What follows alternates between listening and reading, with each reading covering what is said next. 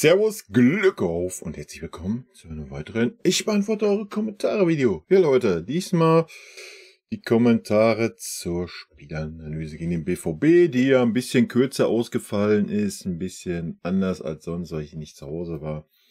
Aber wenn ich das erst Sonntag gemacht hätte, hätte ich die Hälfte nicht mehr im Kopf gehabt.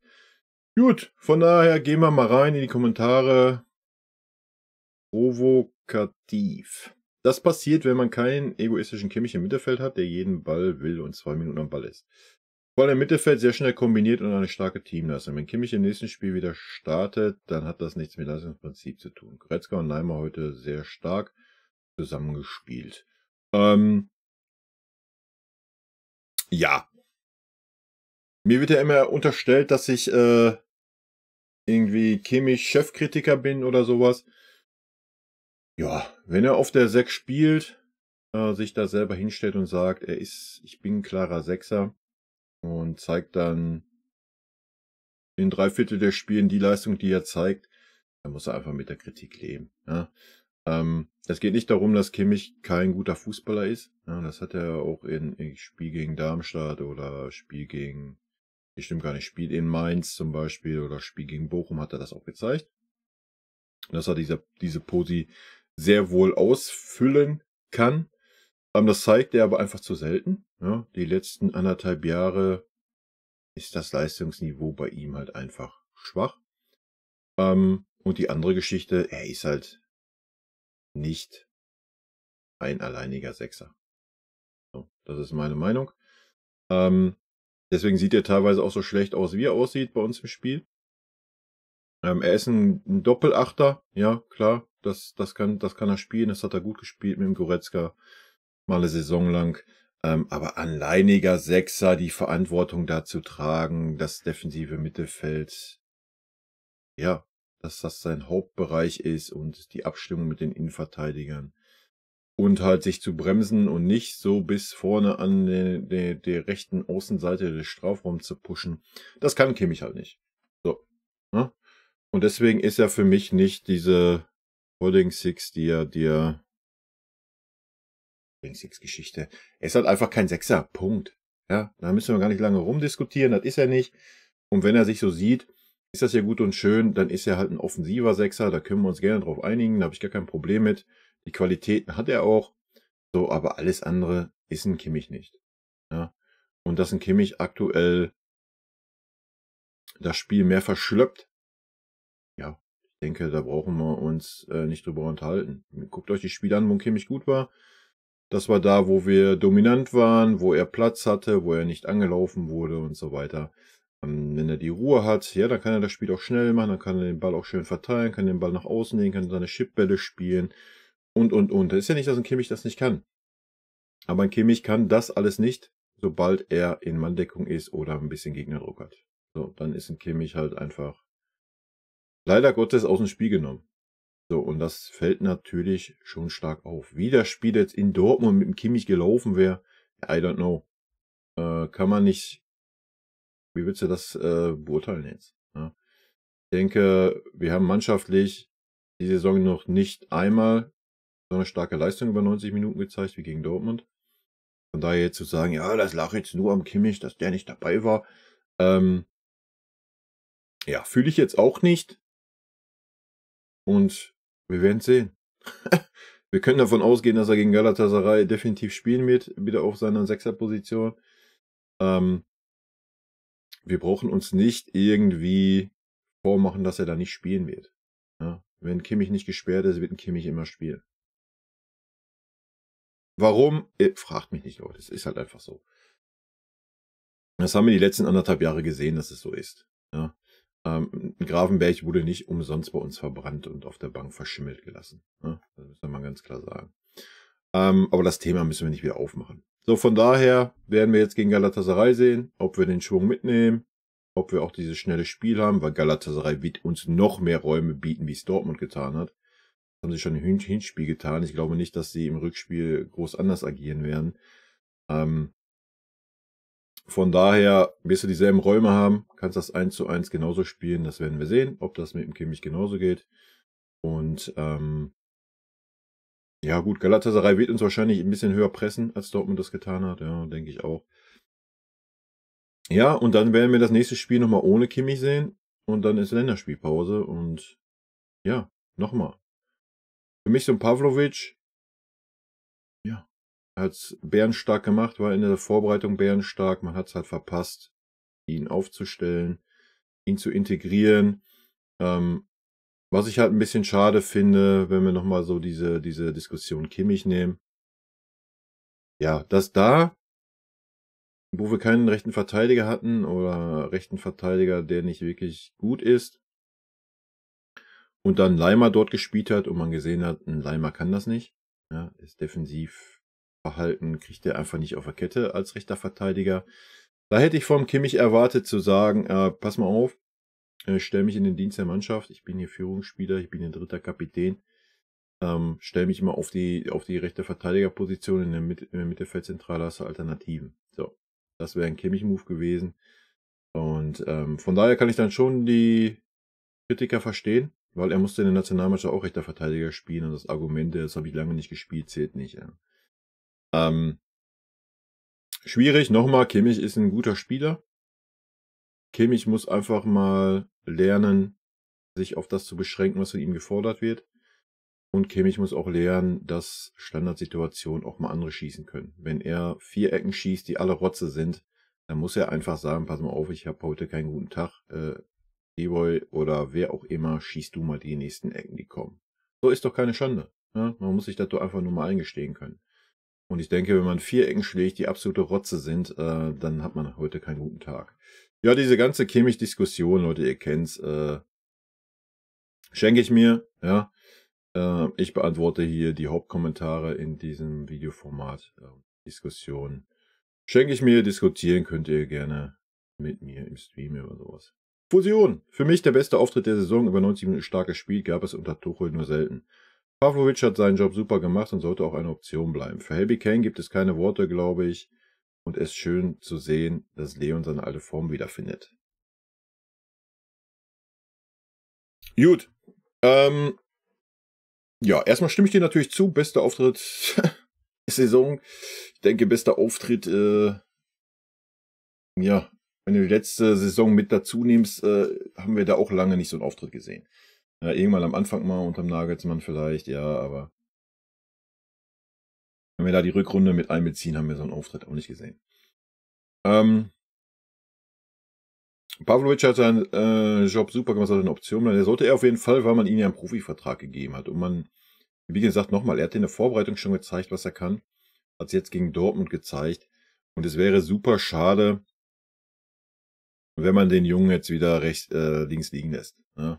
Wenn es jetzt wieder darauf hinausläuft, Kimmich Goretzka, Kimmich Goretzka, Kimmich Goretzka, Kimmich Goretzka, Kimmich Goretzka, ab und wann mal ein Leimer. Ja, dann I don't know. Ja, dann musst du halt auch keinen Sechser verpflichten. So. Also ich verstehe halt den Sinn nicht dahinter. Man sagt so, ja, ich will jetzt einen Holding Six haben, ich will einen Sechser haben. Den wollen wir unbedingt verpflichten. So, dann wird ein Kimmich ja keine 6 mehr spielen. So, das ist ja Fakt. Ja, Herr Tuchel hat sich ja vor der Saison dahingesetzt und gesagt, ich brauche einen Sechser.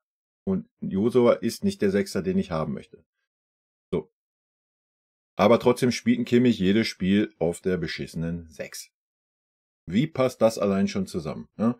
Und dann habe ich jetzt Alternativen. Jetzt wurde da mal notgedrungen, wurde mal gezeigt, wie es mit dem Leimer und Goretzka funzen könnte, wenn beide zusammenspielen.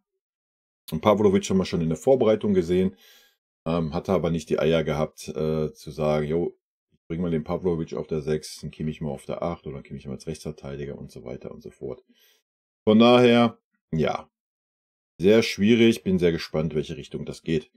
Wenn das alles so beibehalten wird, wird der Pavlovic leider Gottes nicht mehr viel Spielzeit kriegen. Müssen wir uns nichts vormachen. Zumindest nicht auf der 6er-Position. Ja, weil ich weiß auch nicht, wann Kimmich das letzte Mal so 60. Minute oder so ausgewechselt wurde. Das gibt's halt auch nicht. Ja. Aber ansonsten, Harry Kane.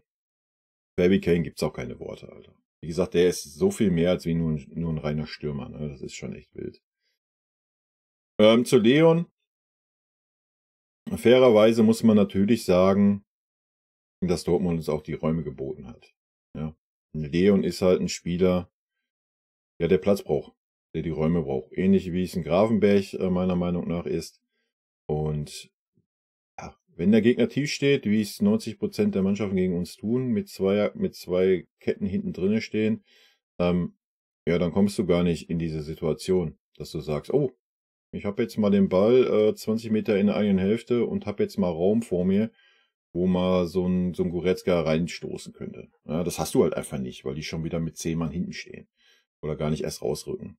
Und dann ist ein Leon halt keine Waffe. Ja, dann ist er einfach, ja, dann ist er immer noch gut, wenn er in den 16er mit reinstößt, da als Anspielstation oder als jener, der aus dem Rückraum schießt oder der mit reingeht in den 16er als Kopfballspieler. Aber seine große Stärke dann, diese raumgreifenden Schritte, Speed aufzunehmen und dann auch den richtigen Ball zu spielen, ist dann schwierig. Ja, von daher. Aber ja, es freut mich auch, dass ein Leon sich halt so reingebissen hat. Und ja, ich fand auch, dass er mehr Verantwortung übernommen hat. Ja, vielleicht beflügelt das den Leon einfach mal, dass er nicht den Kimmich neben sich hat, der alles wegsaugt, was irgendwie so Führung anbelangt, ja, der sich so als der Oberleader sieht, der gar nicht erst was anderes aufkommen lässt. Aber das ist schwer zu sagen. Wie gesagt, die nächsten Spiele werden zeigen. BVB-Fan aus Schwaben. Ja, servus. Von mir als BVB-Fan herzlichen Glückwunsch zu absolut verdienten Sieg und viel Glück weiterhin in der weiteren Saison und Champions League. Ja, danke, wünsche ich dir natürlich auch. Ja, dass der Sieg verdient war, da gibt es, glaube ich, keine zwei Meinungen. War leider unser erstes gutes Spiel in der Saison, von daher müssen wir mal abwarten, wie es weitergeht. Ob wir, ja, wenn man das Spiel davor gegen Saarbrücken nimmt, das Spiel davor gegen Darmstadt, hatte man schon so nach Darmstadt so das Ding so, ja, war vielleicht ein Knotenlöser. Und dann zeigst du so ein Spiel gegen Saarbrücken, schwierig. Und dann wieder so ein Spiel gegen Dortmund, wo du jetzt wieder denkst, so, ah ja, war jetzt so der Ausrutscher gegen Saarbrücken, vielleicht ist jetzt der Knotenlöser. Auf jeden Fall hat es ja mit Harry Kane schon mal um einiges besser geklappt. Mal abwarten, was die nächsten 2 Spiele bringen. GB, jetzt muss es aber auch weitergehen. Auf dieser Leistung kannst du aufbauen. Harry Kane ist und bleibt unsere Lebensversicherung. Krank, dass er in der Bundesliga und dann auch noch bei uns spielt. Ja, bin ich komplett bei dir. Ich denke, alle Kritiker hat er auf jeden Fall den Mund gestopft. Ne? Auch die geschrieben haben, oh, Boniface und bla und Sylt. Ja, guckt euch die Torjägerliste gerne jetzt mal an. Guckt euch mal die Scorerliste an. Und ich meine, das war gegen Dortmund und nicht gegen Buxtehude. Ne? Schon wild, der Mann. Schon wild. Und ja, natürlich ist er unsere Lebensversicherung. Also, wenn du dir die Anzahl der Tore anguckst. Wobei es noch nicht immer groß unbedingt nur um die Tore geht, sondern einfach seine generelle Spielweise. Ne? Das ist schon krank. Denzelman. Genau das, was wir gestern gezeigt haben, war absolute Weltklasse. Einsatz, Willen, Leidenschaft. Wir waren effektiv, kreativ und vor allem haben wir das Spiel über beinahe 90 Minuten kontrolliert. Ich bin mir ziemlich sicher, dass es daran lag, dass Kimmich nicht dabei war. Goretzka und Leimer haben beide ein Riesenspiel gemacht und beide haben einfach zu 100% ihre Aufgabe erfüllt. Richtig stark. Sané, Coman und Kane sind jetzt richtig eingespielt und meiner Meinung nach sucht es in Europa seinesgleichen. Naja, da muss ich erstmal einen Schluck Kaffee nehmen. Also, natürlich war das ein sehr gutes Spiel von uns. Keine Frage. Dass man Dortmund auch so in Schach gehalten hat im eigenen Stadion. Wir wissen alle, dass Dortmund da jederzeit die Kurve kriegen kann mit ihren Fans und so weiter. Kann man völlig so stehen lassen. Aber Leute, das war das erste Spiel dieser Form im letzten Jahr, würde ich fast behaupten. Ne? Und da muss man jetzt mal ganz ehrlich die Kirche im Dorf lassen. Ne? Ganz einfache Kiste. Ja, sollten die nächsten 2 Spiele bis zur Länderspielpause genauso sein. Ja, kann man so langsam dann in die Schiene gehen, kann sagen, jo, es wird besser und so weiter. Ich habe ja auch gesagt, gebt dem Ganzen mal bis zur Winterpause Zeit. Danach können wir das alles ein bisschen beurteilen, was so Tuchel macht, was so wie so ein Harry Kane eingebunden ist und so weiter und so fort. Ja, das jetzt aber wieder so groß zu reden, wie gesagt, gegen Darmstadt wurde alles groß geredet, danach sind wir gegen Saarbrücken sang- und klanglos aus dem Pokal ausgeschieden. Ja, das darf man halt alles nicht vergessen. Also man sollte da mal die Kirche im Dorf lassen, mal die nächsten Spiele angucken, dass du auch nicht immer so eine Leistung bringst, weil du nicht immer so zu 1000% motiviert bist wie gegen Dortmund, ist auch klar. Kimmich-Debatte, ja, da werden wir heute Abend im Stream mal ein bisschen drüber quatschen. Ich habe es vorher schon gesagt, ja, die nächsten Spiele werden zeigen. Also ich denke nicht, dass ein Tuchel die Eier haben wird und sagt, ich lasse einen Kimmich jetzt mal draußen gegen Galatasaray oder ich setze einen Kimmich mal als Rechtsverteidiger ein. Wäre schön, ja, bin ich bei euch. Ja, aber selbst wenn er als Rechtsverteidiger aufläuft, ist die Frage, wo er dann rumdümpelt. Das ist ja so das Problem. Natürlich ist es was anderes, wenn du einen Leimer und Goretzka hast, die ihre Aufgaben kennen, ihre Aufgaben dann so ausführen. Und wenn du nicht jemanden im Mittelfeld hast, der versucht, 3 Positionen gleichzeitig zu spielen. Weil wenn Kimmich in der Regel spielt, spielt er einen Sechser, einen Achter und meistens noch den Zehner mit dabei. Ja, versucht er zumindestens. Und ja, das ist irgendwo eine Stärke und eine Schwäche zugleich. Ja, in manchen Spielen wäre es halt einfach besser, wenn Kimmich sich darauf besinnen würde, dass die Sechserposition vernünftig ausgefüllt wird. Aber ja, wie gesagt, das Thema schwierig. CB. Es tat so gut, endlich zu sehen, wie die Mannschaft mit Frust wegen dem Ausscheidens im Pokal das beste Spiel der Saison gemacht hat.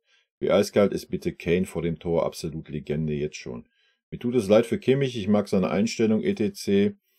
sehr, aber man merkt, dass er das Spiel nicht gut lenken kann und dass es so einfach sehr viel besser lief. Goretzka war auch sehr stark, endlich wieder, und Kim hatte auch eine richtige Leistungssteigerung nach dem Pokalspiel.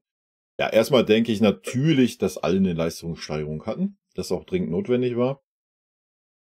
Und wie ich es ja auch schon in dem Video sagte, ich denke auch, dass man gesehen hat, dass die Mannschaft hinterm Trainer steht. Ja.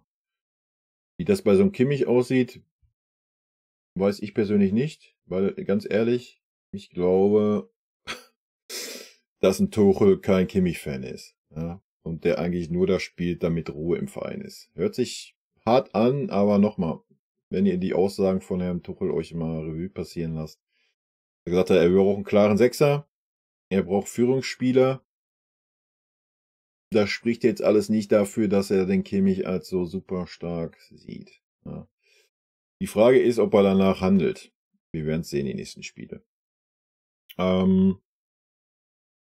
Ja, ansonsten natürlich, ja, nochmal, das war seit langer Zeit mal ein Spiel über 90 Minuten, wo wir mal nicht abgefallen sind, wo wir keine Schwächenphase hatten.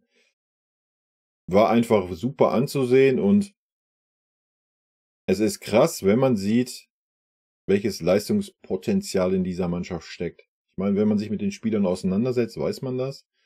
Aber dass man das dann auch mal auf dem Platz sieht und über 90 Minuten. Das ist schön.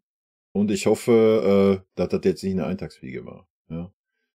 Ansonsten kann man nämlich das Fass Toro gleich wieder aufmachen. Ja, weil, ja, der Trainer ist dafür verantwortlich, dass diese Leistung auf den Platz kommt. Und wenn es, was ich jetzt gar nicht so klar mich positionieren würde aktuell, wenn es wirklich dann an Herrn Kimmich liegen sollte, warum auch immer, ob führungsmäßig auf dem Platz, ob es die falsche Pose ist, was auch immer, dran liegen sollte, ja, da muss ein Trainer halt das auch sehen und einen Spieler rausnehmen. So, ja, da muss er ihn einfach mal auf die Bank setzen oder ihn auf eine andere Pose stellen und gut ist. Das erwarte ich dann vom Trainer. Mara, Heavy Kane, eine ansehnliche Mannschaftsleistung. Es hat Spaß gemacht, das Spiel zu schauen. Mal sehen, ob wir daran anknüpfen. Ansehnliche. Naja, es war schon mehr wie ansehnlich, denke ich. Es war schon eine sehr gute Mannschaft. Und vor allen Dingen, wie du es schreibst, eine Mannschaftsleistung. Das ist so das Ding. Ja, das ist ja auch, was wir die letzten Wochen, Monate fast nie gesehen haben, dass es mal eine Mannschaftsleistung war, dass mal einer für den anderen eingestanden ist und geackert hat und Zusammenspiel da war. Ja, das war schön zu sehen. WhatsApp, wenn man diese Saison betrachtet, durch alle Wettbewerbe durch, war es das beste Spiel der Saison von Anfang bis Ende, eine gute, konzentrierte Leistung. Harry Kane ist unglaublich, der beste Transfer seit Lever. Heute hat es wirklich Spaß gemacht, das Spiel zu schauen. Yes, das kann ich voll unterschreiben. Jetzt aber bitte weiter so und den Arsch zusammenkneifen und sich reinhauen. Es muss viel gut gemacht werden. Hat Uli eine Ansage an alle und den Trainerstab gemacht?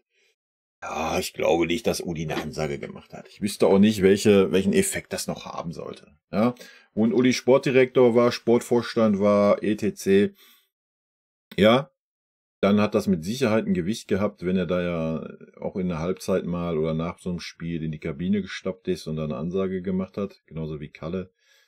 Aber jetzt, wenn die nicht wirklich mehr, auch wenn sie aktuell wieder ein bisschen noch drin sind, mehr im Tagesgeschäft, glaube ich nicht, dass das jetzt noch so den Riesenwirbel hat.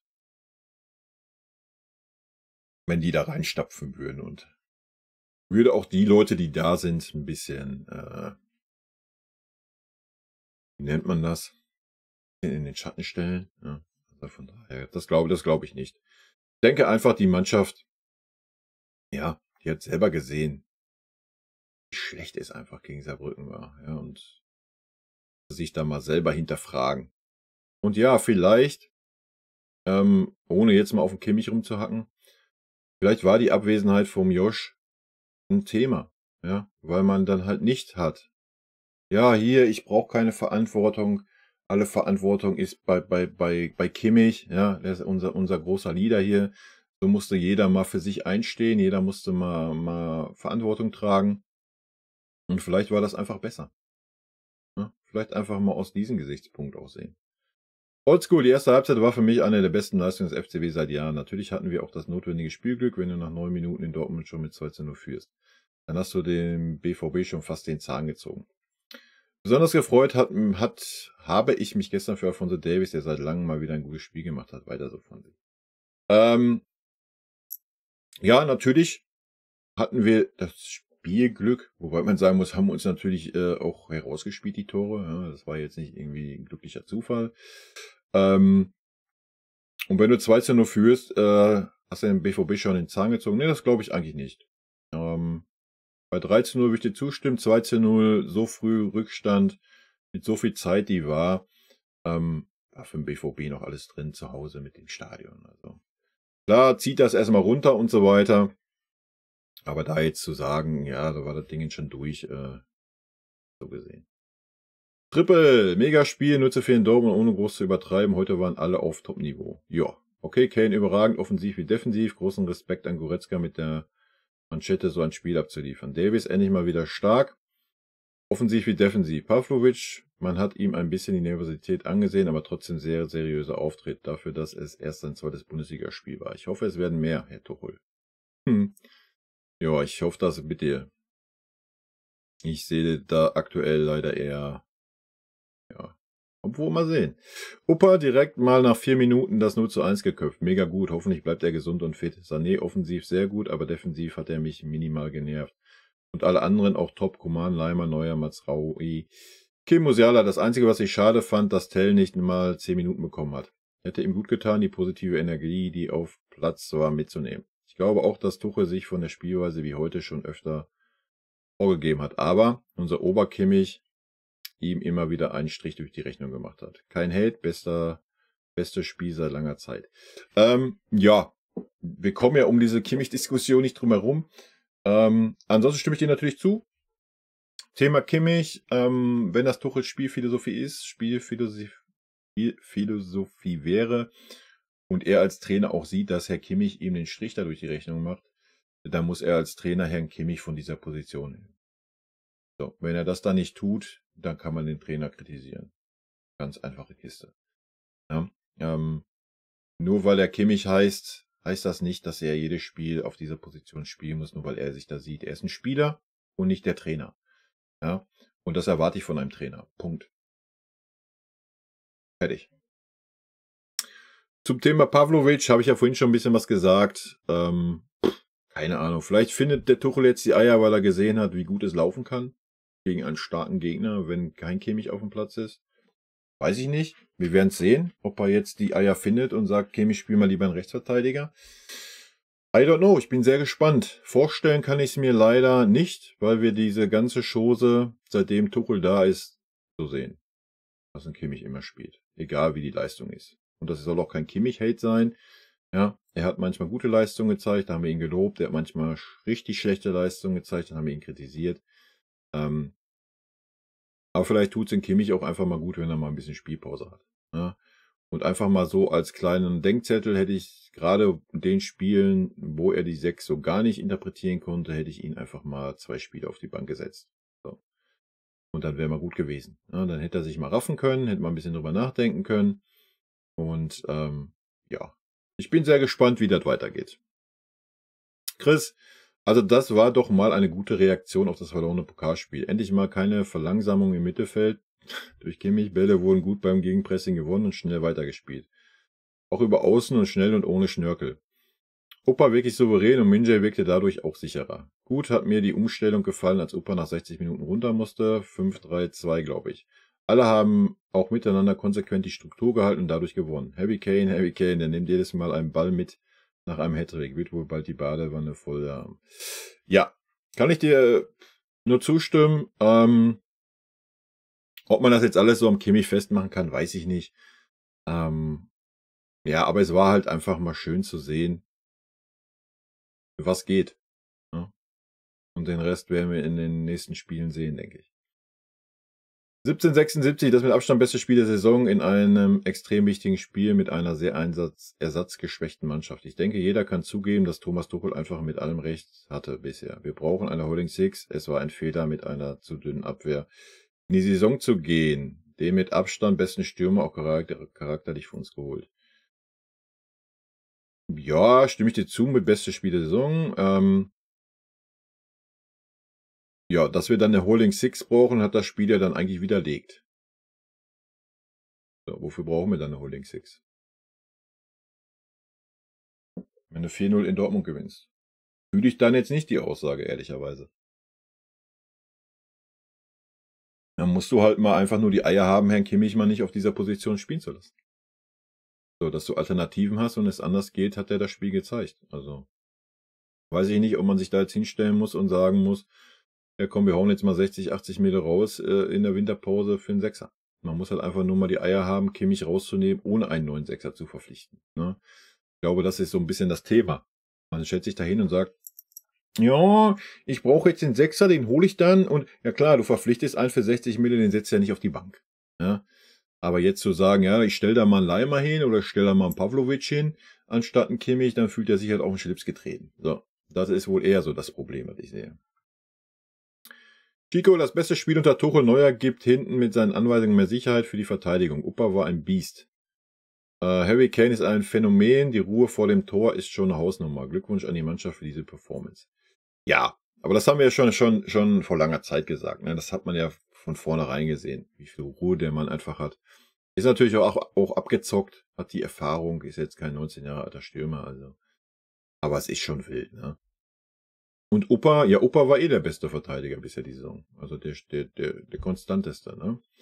Und nochmal, wenn Opa nicht diese Aussetzer hat, die er leider hatte die letzten Jahre immer mal wieder, wo der von Leipzig kam, Alter, das ist eine Maschine halt einfach. Ja? Wenn wir den richtigen Spielstil finden, der auch für den Opa passt, Alter, Maschine halt.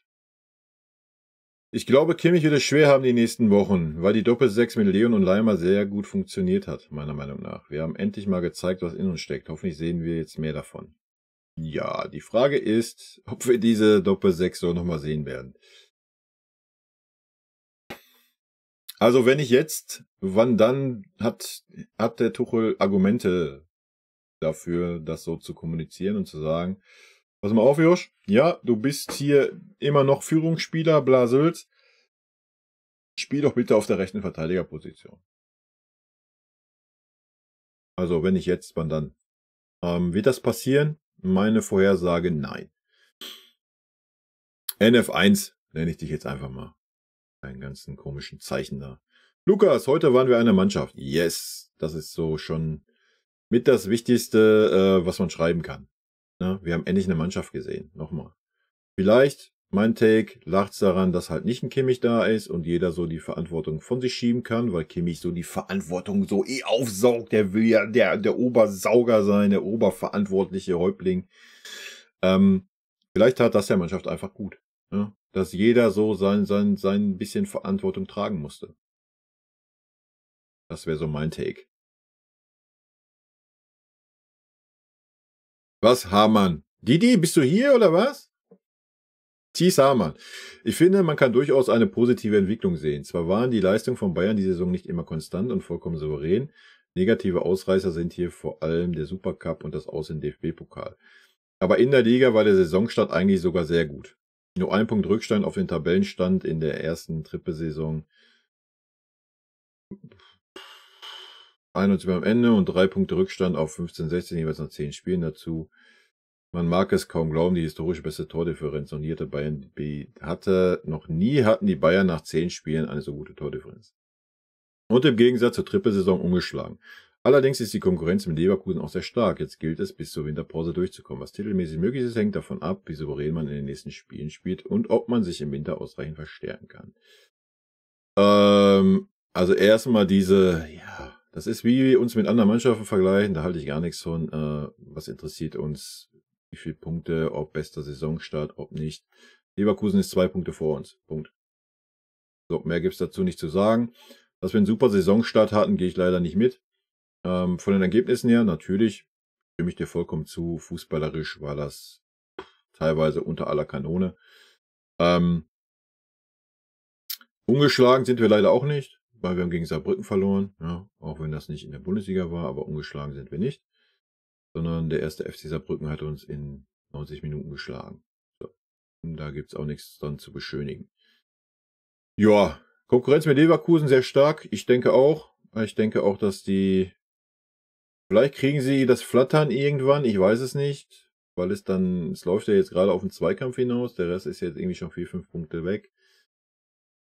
Wird man sehen, ich glaube, Alonso hat genug Erfahrung gesammelt in seiner Karriere und so weiter. Ich denke, die Leverkusener werden ihre Form halten.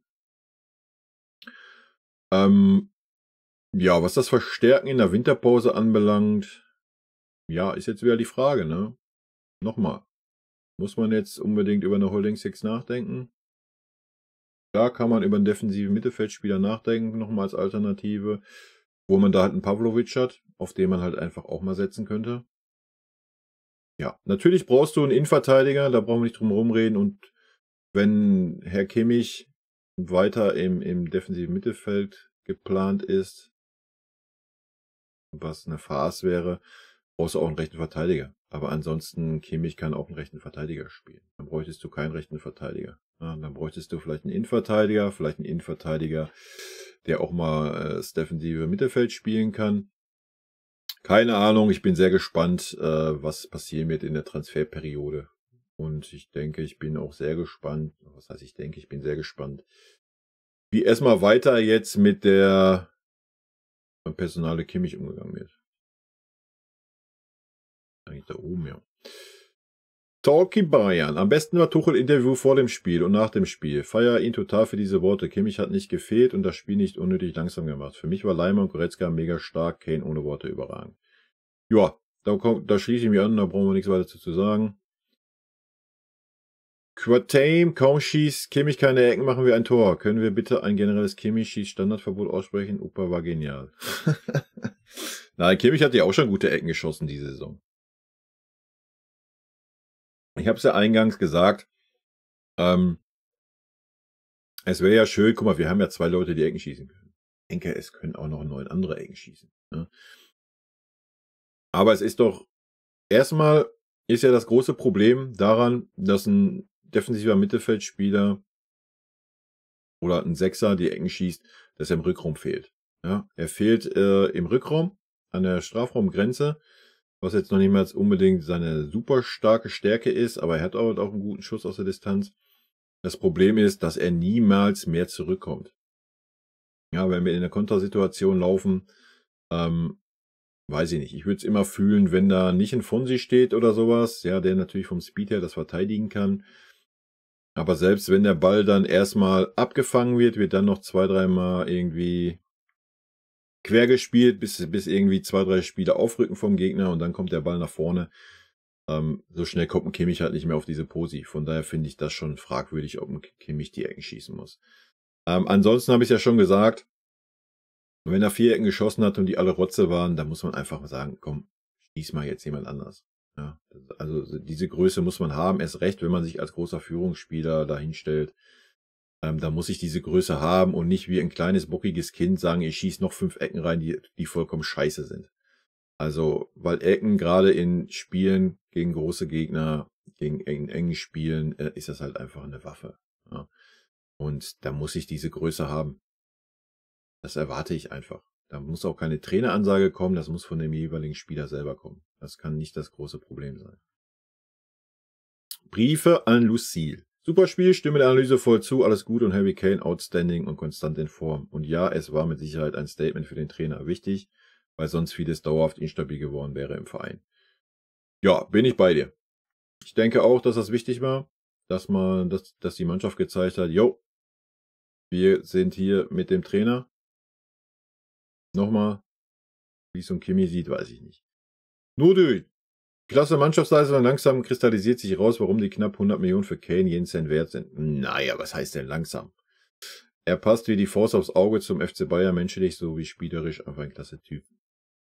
Also ich denke, das hat man schon nach den ersten Spielen gesehen, dass das passt wie die Faust aufs Auge. Ja, er war noch nicht eingebunden, ja, aber dass er einfach aus dem Nichts die Tore gemacht hat, dass er sich halt einfach auch auf die Spielmacherposition fallen lassen kann und dann wirklich die Leute einbindet.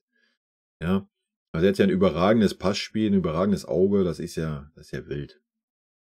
Aber ja, ich denke, so langsam ist auch der letzte Kritiker irgendwie verstummt, der den Transfer irgendwie kritisch gesehen hat, denke ich. Werner, das mit dem Kimmich erinnert mich ein bisschen an Philipp Lahm. Ihn hatte man damals auch auf die 6 gestellt und kam nichts bei rum, dann wieder Rechtsverteidiger und da war er einfach Weltklasse. Deswegen stimme ich dir zu, Kimmich gehört nach rechts außen. Ansonsten stimme ich zu, war einfach ein großartiges Spiel, da hat man wieder eine Mannschaft gespielt und jetzt noch ein Prosit der Gemütlichkeit. Ja, bin ich bei dir? Ja, Philipp Lahm, mancher Trainer hat ihn auf der 6 gesehen, hat sich ihn dadurch ein bisschen seiner Stärke beraubt. Klar war er super ballsicher und so weiter, konnte das auch interpretieren. Ist halt immer die Frage, was erwartet ein Trainer von Sechser, ja, oder vom zentralen Mittelfeldspieler.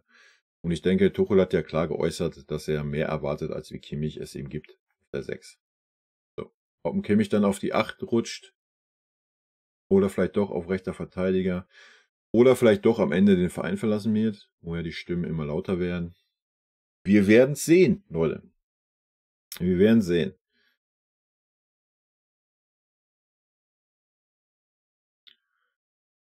Servus Namensvetter, ja, servus. Geil. Die Erleichterung macht sich breit und man ist in Feierlaune. Zu Recht, nach diesem Spiel. Da passte fast alles. Seltsam, oder? Klar, nach dem Pokal aus und gegen Dortmund ist man natürlich besonders motiviert. Die ersehnte Reaktion. Dazu ein Harry Kane, der einfach nur grandios war. 100 Millionen, so billig war der? Fast geschenkt. Und erstaunlicherweise wurde er diesmal eingebunden. Erstaunlich, wozu der Mann dann fähig ist. Da hat wohl auch Tuchel gestaunt. Bisher hatte ich das Gefühl, dass Tuchel der Mannschaft aufgab, Kane zu übersehen, da er ihn nur zur Ablenkung einsetzt. Ja, das Gefühl konnte man sehr gut haben. Na gut, Spaß beiseite. Ich feiere die Leistung, aber muss gerade aufgrund dieser Reaktion und Leistungssteigerung anmerken, dass dies zwar Hoffnung macht, zugleich aber ein Widerspruch und aus der Not geborener Sieg war. Wunderbar, aber was macht Tuchel jetzt daraus? Denn bedenkt man angeschlagene Spieler und eines Kimmichs, der gesperrt war, habe ich die Befürchtung, dass man letztlich zum alten Null-Plan-Konzept zurückkehrt. Zumindest bis zu den Wintertransfers. Und so dann auch die Spieler wieder in ihr vorangegangenes Verhalten verfallen. Man hat gegen Dortmund in Dortmund gesehen, welche Qualität in der Mannschaft steckt. Warum verkrüppelte man sie also bisher so oft? Ja, denke, die Frage beantwortest du jetzt auch, oder? Kimmich ist, wie du immer wieder erwähnst, das beste Beispiel. Bayern war gegen Dortmund nicht so stark, weil er fehlte, sondern weil die Richtigen auf den richtigen Positionen spielen und diese auch ausfüllen. Yes, bin ich bei dir. Kimmich hätte da auch seinen Platz, denn er ist ein herausragender Fußballer. Noch besser wäre er, wenn er nicht nur wüsste, was er kann, sondern auch begreifen würde, was seine Schwächen sind. Denn genau die darf die Mannschaft bisher oft ausbaden. Auf der richtigen Position mit klarer Aufgabe sehe ich ihn als absolute Verstärkung, aber abgesehen vom Spieler müsste man dies auch dem Trainer erstmal klar machen, der Kimmich bis zur Winterpause scheinbar als beste Alternative für die 6 sieht. Mit seinen Schwächen und immer wieder mangelnder Disziplin, was sein Positionsspiel angeht, ganz abgesehen von seiner Geschwindigkeit, haut das nicht hin. Da er so diese Position nicht nur nicht ausfüllt, sondern auch Mitspieler dadurch dumm dastehen lässt. Da nutzt auch das eine oder andere gute Spiel von ihm nichts, weil er dennoch zu oft überfordert ist und er immer wieder in seiner Vorstellung, wie er die 6 zu spielen hat, zurückfällt. Ja, bin ich bei dir, haben wir jetzt ja auch schon ein bisschen hier ausdiskutiert. Was heißt ausdiskutiert? Ich habe meine Meinung gesagt. Ausdiskutieren werden wir das bestimmt heute Abend im Stream. Ja, bin ich bei dir. Und ich nochmal. Ich habe es aber auch bisher schon nicht verstanden, warum Tuchel sich da hinstellt, vor der Saison sagt, ich brauche einen klaren Sechser und dann Kimmich da festnagelt auf dieser Posi. Sorry. Warum hat man nicht mal auch nur ansatzweise jemand anderen ausprobiert? Hat man keine Eier für gehabt. Das sehe ich als Riesenproblem an. Ich weiß nicht, ob er einfach einen Götterstatus bei uns hat. Das werden wir jetzt nach diesem Spiel sehen, denke ich. Ich denke, Tuchel, welches Argument gibt es jetzt zu sagen, ich muss Kimmich auf die 6 stellen? Es war vorher so stark und war jetzt gegen Dortmund so schlecht. Nee, dieses Argument ist nicht da. Ne? Es ist genau das Gegenargument da, wie du es auch schreibst. Und von daher, ich bin sehr gespannt, was Tuchel jetzt machen wird. Ne? Ich denke, spätestens jetzt, wenn er wirklich so einen blinden Fleck hatte, was den Kimmich angeht, hat er jetzt gesehen, wow. Wo war denn da jetzt der Sechser? Kimmich. Muss er ja jetzt auch gesehen haben. Deswegen wird es jetzt super interessant sein, ob gegen Galatasaray wieder ein Kimmich auf dieser Position aufläuft. Ich bin sehr gespannt, Leute. Ansonsten stimme ich dir zu. Kimmich ist ein guter Fußballer, ist auch vielleicht ein wichtiger Charakter in dieser Mannschaft. Auf der anderen Seite, vielleicht saugt er zu viel Verantwortung weg von den anderen Spielern, wie ich es vorhin schon sagte. Vielleicht war es gut, dass jeder Spieler mal Verantwortung übernehmen musste. Und nicht so dieser überstrahlende Kimmich da ist, der die Verantwortung von allen so wegsaugt. Vielleicht ist das auch einfach nur ein Faktor. Ansonsten bin ich bei dir. Warum nicht einen Kimmich als Rechtsverteidiger bringen? Da haben wir halt unsere Schwächen und ja, wenn er sich da wieder auf der Posi einfindet. Ich denke aber, das Problem, sie ist ihm nicht strahlend genug, Verteidigerposition. Aber nur meine Meinung. Man kann hoffen, dass Tuchel nach dem Spiel in Dortmund vielleicht gesehen hat, dass etwas aus der Not Geborenes durchaus eine dauerhafte Lösung oder zumindest ein etwas längeres Experiment sein kann. Aber dazu hat mir Tuchel zu oft anders gedacht bzw. gehandelt. Da habe ich fast schon Angst davor, dass er von einem Spiel eine Idee aufgreift, die man befürwortet, um tags darauf zu sehen, dass er alles wieder umgeworfen hat. Okay, feiern wir heute erstmal und hoffen, dass ich total falsch liege und der FC Bayern mit zarter Stärke Spiel zurückkehrt. Als Mannschaft. Ja, genau das habe ich auch getan. Man muss die Feste feiern, wie sie fallen. Das konnten wir auch tun nach dem Spiel. Und ja, jetzt wird es halt super interessant, wie die nächste Aufstellung sein wird. Bin sehr gespannt. Und auch, wie dann die Reaktion ist. Ja, vielleicht macht das ja auch ein bisschen was mit dem Kimmich. Wenn er sieht, oh die Mannschaft, die hat mich gar nicht gebraucht und hat das beste Spiel der Saison gemacht und 14-0 in Dortmund gewonnen. Ich denke auch, das geht an einem Kimmich nicht spurlos vorbei und vielleicht realisiert er dann vielleicht mal, dass er nicht die komplette Verantwortung wegsorgen muss und dass er nicht immer 3 Positionen bekleiden muss im Spiel. Vielleicht kriegt er auch mal ein bisschen Zutrauen zu seinen Mitspielern. Man hat ja oft so das Gefühl, so Kimmich vertraut seinen Mitspieler nicht, weil er alles gleichzeitig machen will. Und vielleicht ist das auch immer so ein Zeichen an die Mitspieler, die dann so denken, so, Alter, was ist denn los mit dem Typen? Also wir können ja auch Fußball spielen. Und vielleicht war das jetzt auch mal von der Mannschaft so ein Statement, ne? Ohne das irgendwie auszusprechen. Keine Ahnung. Ich sag ja, das ist eine interessante Konstellation gerade, eine interessante Situation. Ja, vielleicht rafft sich ein Kimmich jetzt auch ein bisschen, weil er gesehen hat, oh, ich bin ja doch nicht so der Unersetzliche, wenn wir ohne mich 4-0 in Dortmund gewinnen. Ne? Und mit mir zu 1-2 in Saarbrücken verlieren. Vielleicht macht das ein bisschen was mit ihm und er findet seine Rolle besser. I don't know. Aber da ist der Trainer auch gefragt. Ne? So, Punkt. Trainer stellt die Spieler auf. Armin! Das war das beste Spiel der gesamten Saison. Kimmichs Abwesenheit war deutlich spürbar und zwar im positiven Sinne. Endlich wurde über 90 Minuten konstante und stabile Leistung gezeigt. Ich verstehe einfach nicht, wie Leute immer noch behaupten, Kimmich sei der beste Eckenschütze der Bundesliga. Das ist eine unglaubliche Aussage. Die erste Ecke ohne Kimmich schon fällt ein Tor. Es soll auch kein Anti-Kimmich-Bashing werden, aber man sieht doch deutlich, dass es ohne ihn auf der 6er-Position viel besser läuft. Kane, Upa und Leroy waren heute fantastisch. Der Rest hat ebenfalls sehr gut gespielt. Man konnte Spielzüge, Kombinationen, Laufwege erkennen. In den Zweikämpfen waren wir aggressiv und griffig. Man konnte auch spüren, dass die Mannschaft voll und ganz hinter Tuchel steht. Meiner Meinung nach muss Tuchel einfach sagen können, dass Kimmich bei ihm nicht auf der 6 spielt, ohne dass die Verantwortlichen Purzelbäume schlagen und vorm Tegernsee brüllen. Ja, genau das sage ich ja auch schon seit I don't know. Alter. Ich weiß nicht, wie lange ich das schon erzähle. Man muss einem Trainer einfach zugestehen, harte Entscheidungen zu treffen, wenn ein Spieler im Moment keine Leistung bringt oder eben einfach nicht stabil genug ist. Ja, oder wenn sich ein Spieler auf einer Position sieht, die er in dem System, was der Trainer spielen möchte, einfach nicht ausfüllen kann. Generell war es einfach eine hervorragende mannschaftliche Topleistung, sehr dominant und auch in der Abwehr stark. Tuchel gegen alle in den Sky-Interviews hat mir auch sehr gut gefallen, muss ich sagen. Dieses Feuer hat er einfach auf die Mannschaft übertragen. Ja, kann ich auch zustimmen, was du geschrieben hast.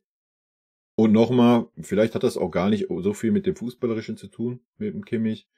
Vielleicht, wie ich es jetzt schon 2, 3 Mal gesagt habe, vielleicht einfach dieses, so jeder Spieler muss mal in die Verantwortung. Ne? Ich denke, so ein Leimer war ein absoluter Führungsspieler in Leipzig. Nur mal als Beispiel. Oder auch so ein Leon war ein absoluter Führungsspieler, wo er auch überall war. Bochum, Schalke und so weiter. Ja, und dann werden sie alle irgendwie so neben Kimmich gestellt und Kimmich ist so der alles überstrahlende Charakter. I don't know. Vielleicht war das auch ein Faktor. Banja, bevor ich was zum Spiel sage. Tuchel im Gegensatz zum Sky-Team sehe ich Tuchel extrem stark, hat mal sehr gut gegengehalten. Und auch extrem positiv Goretzka-Interview. Zum Spiel. Kritisieren kann man nur, dass wir nicht viel früher den Sack zumachen. Und gerade Sané, aber auch Koman um die 50 bis 60 Minuten sehr unsauber im letzten Passspiel waren. Faxen etc. Darum fand ich Sané bei der Auswechslung etwas nervig. Zum Positiven. Nicht nur wegen dem Ergebnis, aber es war eine fast durchweg überzeugende Leistung. Abgefallen ist keiner, daher lasse ich das mit den Noten Goretzka und Kane Note 1. Goretzka spielt 2 Positionen und das in einem Topspiel. Ich hoffe, Tuchel besitzt wie im Sky-Interview die Eier und zieht die richtigen Schlüsse aus dem Spiel. Es hat ein Spieler gefehlt und die Mitte war dicht, wie ich es schon x-mal gesagt habe. Leimer und Goretzka passen zusammen. Das sah man im Testspiel gegen Lyon. Oder wer das auch war.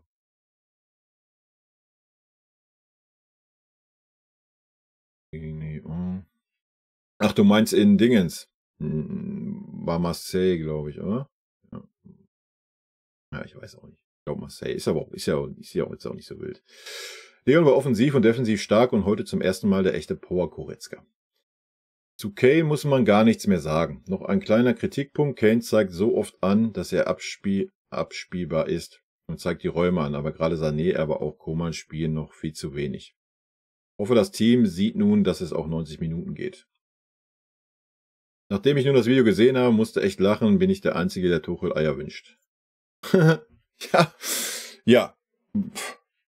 Das Ding ist ja, dass ich mir halt erhofft habe, wo er ja kam. Könnt ihr euch ja gerne mal die alten Videos angucken, wenn ihr wollt. Habe ich ja gesagt, das ist so das, was ich mir vom Tuchel erhoffe.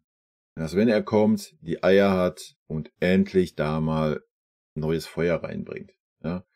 Und nicht diese alten, verkackten Strukturen, die da sind.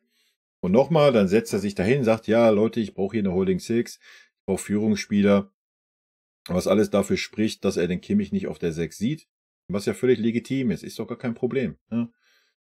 Und trotzdem sagt er dann, ja, ist da meine beste Alternative. Weil er nicht die Eier hat zu sagen, pass mal auf, hier ist ein Leimer, hier ist ein Pavlovic. So, die sind einfach ein besserer Sechser in meinem System. Ist doch gar kein Problem. Wo ist denn? Also jetzt, gerade nach diesem Spiel, kann er das ja wohl so argumentieren. Also da gibt's ja nichts, was dagegen spricht. Und dann kann man doch sagen, pass mal auf, Josh, wir haben auf der rechten Verteidigerposition, wie du weißt, jetzt nicht so die Qualität. Du es. Punkt. Fertig. Und wenn er das dann nicht möchte, dann muss er am Ende der Saison wechseln nach Barca, Manchester City, die ihn alle mit Kusshand nehmen. Ist doch supi. Ist doch alles kein Problem.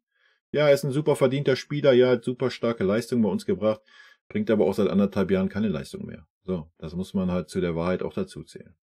Ja, und nochmal, das Spiel hat so viel gezeigt. Wir werden das jetzt sehen gegen Gala und wir werden das dann im nächsten Bundesligaspiel sehen und dann kann man das vielleicht ein bisschen besser beurteilen.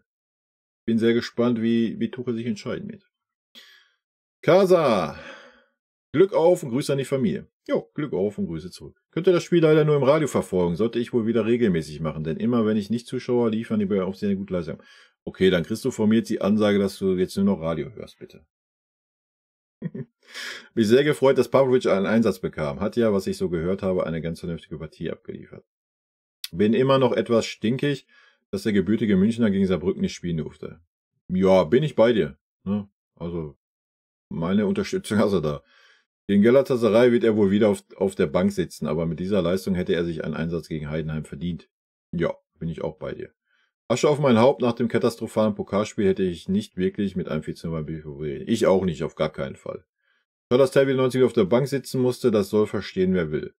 Aber Heavy K, meine Fresse, was für eine geile Geschichte und dann auch noch mit Assist von Pavlovic. Ja, und der war noch legendär, der Assist. Auch wenn ich schon immer ein Fan von Kimmich bin, irgendwie hat er sich seit dem Champions League-Sieg unter Flick in die falsche Richtung entwickelt. Als Liebling von Pep Guardiola und Aggressivleader hat er sich einen Namen gemacht und seine Qualitäten sind unumstritten. Er ist und bleibt für mich ein Spieler, der Weltklasse sein kann, aber eben nicht auf der Position und in der Rolle, die er seit Jahren nun nicht mehr gut erfüllt. Ja, guck mal, stimme ich dir komplett zu. Ja, und ich finde auch nicht, dass das irgendwas mit Kimmich-Bashing zu tun hat oder so. Ihr könnt auch, jeder, der mir das unterstellen will, euch gerne die Videos von vor einem Jahr an. Ne? Da war ich der einzigste Turm im Wind, der den Kimmich den Rücken gestärkt hat, obwohl der Kimmich teilweise da schon unterirdisch schlecht war auf der Position. Ja, aber mittlerweile muss man halt einfach sagen, die guten Leistungen, die wir gesehen haben in 2 Spielen, das reicht einfach nicht mehr. Ja? Entweder kriegt er jetzt wirklich die Kurve, kriegt das rein in seinem Schädel, was seine Aufgaben sind in dem System Tuchel auf der 6er-Position, oder er hat halt einfach nicht mehr zu spielen.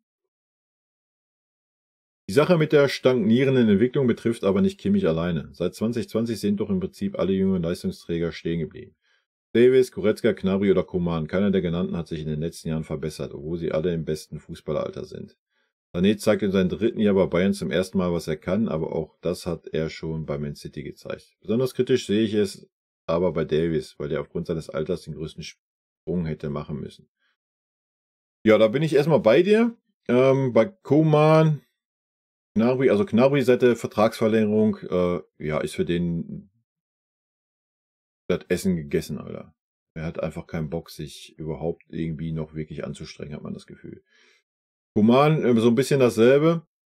Coman stagniert aber wenigstens nur, beziehungsweise er hat sich sogar ein klein bisschen verbessert, was Torabschluss anbelangt, muss man fairerweise sagen. Das war damals noch ein Tacken schlechter. Aber ja, auch denke, King könnte noch ein bisschen mehr aus sich rauskitzeln.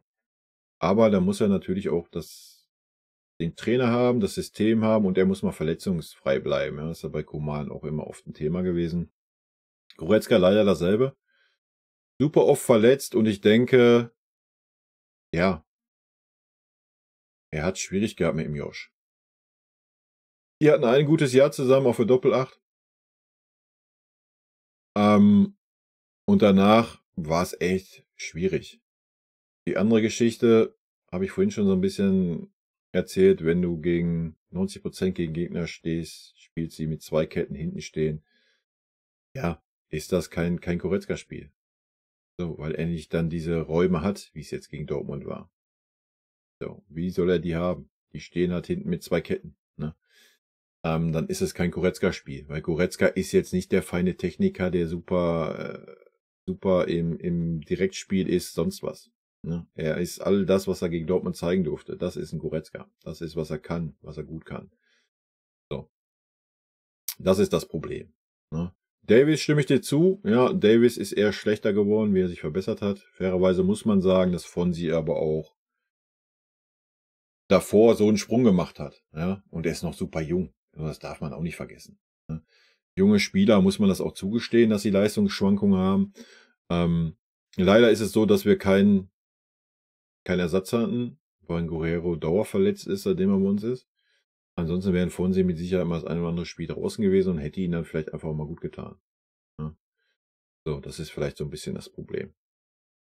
Und ich denke, was auch ein bisschen das Problem ist, er sieht sich ja eher in der Position weiter vorne und hatte wohl auch gehofft, dass er ein paar Spiele mal weiter vorne kriegt. Ja, vielleicht auch das, ne, so ein bisschen, wer weiß. Trotzdem Gemecker sehe ich aber sehr positiv den kommenden Jahren entgegen. Pavlovic, Kretzi, Stanisic, Buchmann, Ibrahimovic, Schenk alle Spieler aus der eigenen Jugend, die das Zeug haben, in der Zukunft eine große Rolle zu spielen. Die kommen sogar alle aus der Region, sowas ist bei den Bayern eine Seltenheit. Und wenn man dann noch Musiala und Tell halten können wird, wächst da ordentlich was zusammen. Naja, das Problem ist, du müsstest die Spieler natürlich spielen lassen. Ja? Das wird halt nicht passieren. Ein Pavlovic, ein Kretzig, ja, die haben jetzt mal ein paar Einsätze, dabei wird's bleiben. Leider. Ja, die haben die Profiverträge gekriegt, ja, aber ich glaube nicht, dass die irgendwie, ja, da ist der Tuchel halt einfach der verkehrte Trainer für. Da müssen wir uns alle nichts vormachen. Tuchel ist kein Trainer, der sagt, ich nehme jetzt hier 2, 3 junge Spieler und versuche die einzubauen. Das sehen wir beim Tell, der außen vor ist, obwohl er geliefert hat die ganze Zeit. Nee, leider nicht. Ich stimme dir zu, das wäre ein schöner Gedanke, ja. Das wird nicht passieren. Wir haben es gesehen, gegen Saarbrücken durfte Pavlovic nicht spielen. Jetzt einfach aus der Not geboren, weil Upa halt tot war und nur 60 Minuten spielen konnte, ist er gekommen, sonst wäre er auch nicht gekommen. Machen wir uns nichts vor. Der Tuchel muss dazu gezwungen werden, junge Spieler zu bringen, ansonsten wird das nicht passieren. Ja, da ist er einfach der verkehrte Trainer für. So, und das ist ja nicht schlimm. So, das ist halt Tuchels Spielweise, zumindest so, wie er bei uns agiert. Er möchte lieber erfahrene, gestandene Spieler haben. Ja, das kann man jetzt finden, wie man möchte. Also, es tut mir auch super leid. Ja, ich denke, beide haben riesiges Potenzial, Pavlovic wie Kretzig. Aber sie werden nie über diese Rolle hinauskommen, die sie aktuell ausfüllen. Dass sie mal, also genau wie Tell, dass sie mal eine Viertelstunde, vielleicht auch mal 30 Minuten spielen dürfen. Aber selbst das ist ja nicht Tuchel Fußball. Selbst das ist ja nicht Tuchels Strategie. Er ist ja keiner, der sagt, ich rotiere jetzt mal gegen Heidenheim viel. Schon gar nicht mehr nach dem Spiel gegen Saarbrücken. Wirst du das wahrscheinlich gar nicht mehr sehen. Ja, ja, von daher schwierig. Klar wäre es schön, definitiv. Und ja, vielleicht würde 1 oder 2 Spieler das auch hinkriegen. Aber das werden wir, glaube ich, nicht erleben, leider. Leider, ne? Also ich wäre da voll bei dir. Bayern-Fan 966 habe ich nicht wirklich erwartet, habe zwar an den Sieg geglaubt, aber dass es so ein überzeugender Sieg wird, damit habe ich nicht gerechnet. Ja, ich auch nicht. Aber auf jeden Fall sehr erfreulich, dass wir auch zu solchen Leistungen noch imstande sind. Ja, ich denke auch, das ist, ich denke, das ist auch so das Wichtigste, was wir mitnehmen können. Dass wir eigentlich das Potenzial haben, so eine Leistung abzurufen und dass wir auch das Potenzial haben, als Mannschaft zu spielen, ne? Und nicht nur als Einzelspieler. Fangelei, weil die Bayern haben gezeigt, wo der Hammer hängt. Bin auch bei dir hinsichtlich der Frage, Kimmich als RV aufzustellen. Bin gespannt, ob Thomas Tuchel das durchzieht. Angesichts der Verletzung hätte er ja einige Gründe dafür. Ich denke, das Spiel gegen Dortmund hat ihm genug Gründe geliefert, um das kommunizieren zu können. Ich erwarte es nicht. Christian, Goretzka und Leimer haben super harmoniert. Mittelfeld war sehr gut. Adios, Josh. Ich glaube nicht. Moders Sitzki. Endlich mal eine überzeugende Leistung. Ich verstehe einfach nicht, warum einen Gegner wie Saarbrücken nicht ernst nehmen. Wenn man ehrlich ist, hätten wir niemals mit der Aufstellung gegen Dortmund oder andere Mannschaften in der Bundesliga oder Champions League gespielt. Jo. Bord, komischerweise hatte ich bei diesem Spiel keine große Sorge, nachdem ich die Aufstellung sah. Opa ist meistens wirklich gut. Da sieht man mal wieder, dass es alles nur Kopfsache ist. Heute pressingresistent und passsicher. Genau die Probleme, die wir sonst immer haben und alle brachten Leistung. Top. Und Kimmich ist derzeit ein Problem. Tor nach Ecke, weil Sané geschossen hat. Ja. FC Bayern-Fan, vorher verdienter Sieg von uns und wir waren über 90 Minuten die bessere Mannschaft. Harry Kane war einfach Maschine. Stimme ich dir zu. Justus, alle sagen, dass Upa kein Big Game Player ist und es nicht unbedenklich Alle sagen, dass Upa kein Big Game Player ist und es nicht unbedenklich falsch. Aber wenn man bedenkt, dass er in diesem und letzten Jahr gegen die stärksten Gegner, abgesehen vom City, Spiel immer einer der besten war. Ja. Ich weiß auch nicht, wer alle sind. Ich habe das nie gesagt. Ja, klar, habe ich den Upa dafür kritisiert. So ein Aussetzer darf dir nicht passieren gegen City. Ist aber auch noch ein junger Spieler. Ja. Und bis zu diesem Spiel war er super stark, super konstant. Ja. Ja, klar, danach war er etwas wackelig, logisch. Da ist das Selbstvertrauen weg, du kriegst auf die Fresse in der Presse. Ist doch ganz normal. Nochmal, er ist auch noch ein junger Spieler. Und, wie wir diese Saison auch gesagt haben, oder ich auf jeden Fall gesagt habe, viele andere aber auch und in den Livestreams, Opa war diese Saison bisher der konstanteste Innenverteidiger von den dreien. Ohne Wenn und Aber. Ja, und ich habe den Opa diese Saison auch nicht einmal wackelig erlebt. Er war super konstant auf einem guten Niveau. Und dann jetzt gegen Dortmund, ja. Super Spiel. Hydrographics. Super Spiel. Opa und De Ligt wäre brutal momentan. Leider ist De Ligt wohl noch länger im Krankenschein. Goretzka mit Gips gutes Spiel. Hatte schon die Befürchtung, dass Gnabry auch darf.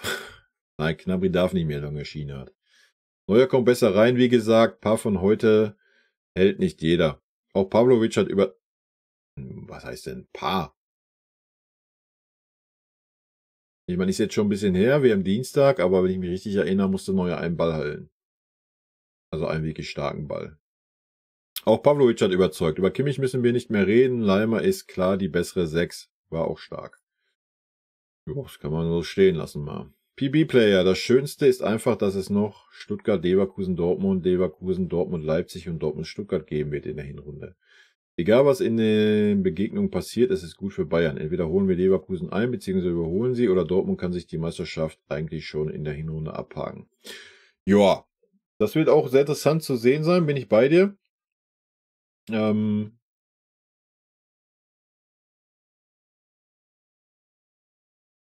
Ich war schon ehrlicherweise ein bisschen enttäuscht von Dortmund. Klar, wir waren super stark, haben das Spielglück auch gehabt mit den 2 frühen Toren, aber trotzdem, ja, wild.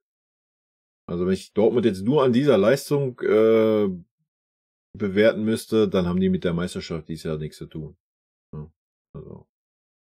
Aber mal abwarten. Wie gesagt, ich habe sonst kein Dortmund-Spiel gesehen bisher. Aber ja, es kommen noch interessante Spiele. Ja, Stuttgart hat ja jetzt gerade so einen kleinen Hänger.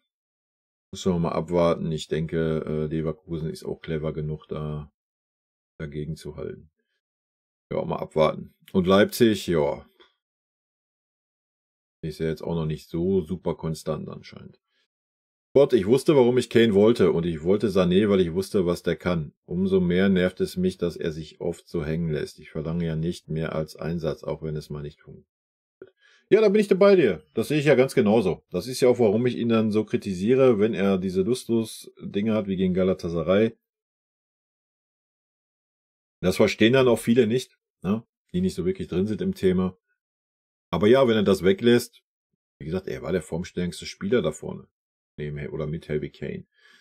Da müssen wir gar nicht drum herum reden.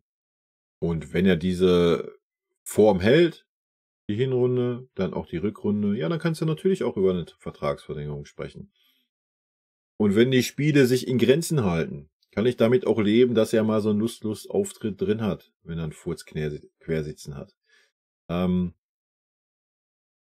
Ja, wir könnten jetzt auch hier wieder auf das Thema Kimmich kommen, weil das war nach diesem Kimmich-Abspiel, wo Kimmich mal wieder einfach viel zu lange gebraucht hat gegen Galatasaray, wo Sané dann einen Meter über der Mittellinie war und damit im Abseits.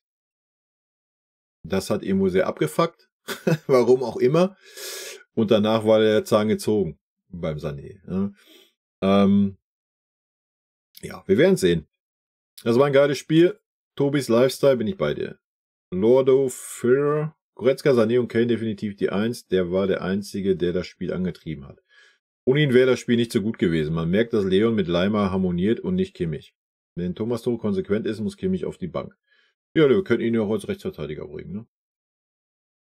Tristan, ich denke nicht unbedingt, dass Kimmich ein schlechter Spieler ist.